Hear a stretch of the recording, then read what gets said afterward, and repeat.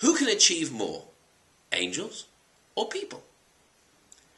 Well, there was a rabbi who was known as the Maggid of Mezrich, and he gave a parable. There was once a mighty king who was sitting on his throne, and he was pretty bored at the time. It was his birthday. He was pretty lifeless, sitting there. And the first person comes along, he brings him some gold and silver. The king sits there, bored, lifeless. I have gold and silver, thank you very much. Next. The next person, someone brings him some succulent foods. Unbelievable. The king isn't impressed, bored, lifeless, sits on his throne. I have some of the best chefs in the whole world cooking for me. This isn't something special. Thank you very much. Next. The next person, a simple person, brings him a bird. Well, okay. What's so special about this bird? Well, the bird starts to talk. Starts to have a whole conversation. All of a sudden, you see life in the king. The king bursts into interest. He's very happy with this. Why? Because it's a bit of a joke. It's a novelty. Something new. He has people who can speak and understand more. But having an animal speak, that's a novelty. That is something he hasn't seen before. That is something he doesn't have. This is all a parable. The king here is representing God Almighty. The nobles who brought him the other things, who are people who are beings who can understand more, they are the angels. The angels understand, they perceive the true reality of their world and of our world. That everything depends on God. They understand a lot more than we do about spirituality, about godliness. But then you have the third person, the simple person.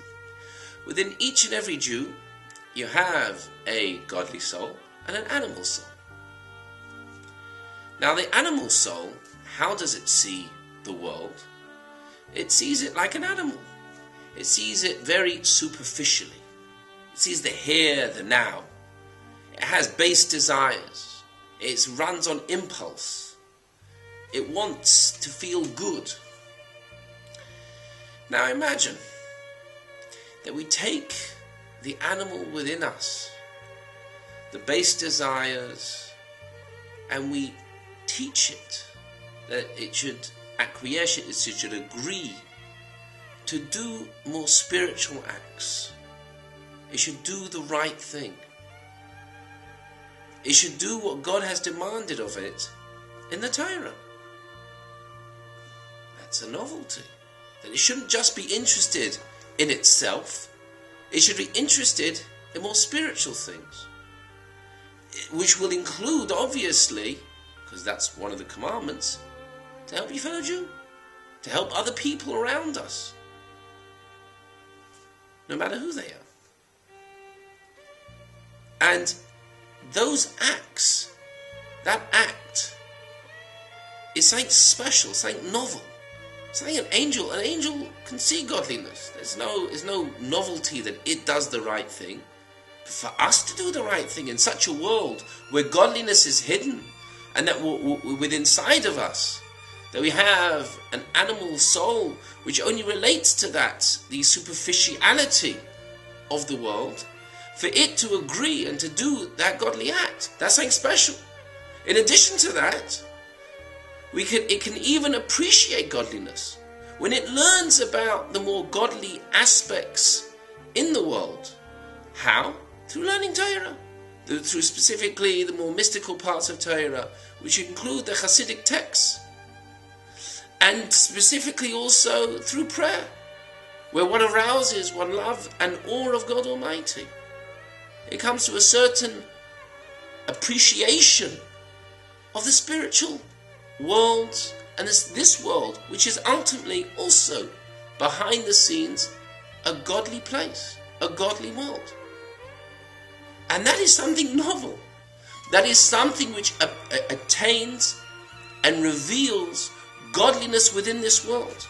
When we do those acts, when we do spiritual acts which God has commanded us to do in the Torah, which are the commandments which we're commanded to do, and we have an appreciation of godliness, and within those acts we show our appreciation, they're done with an amount of love and trepidation.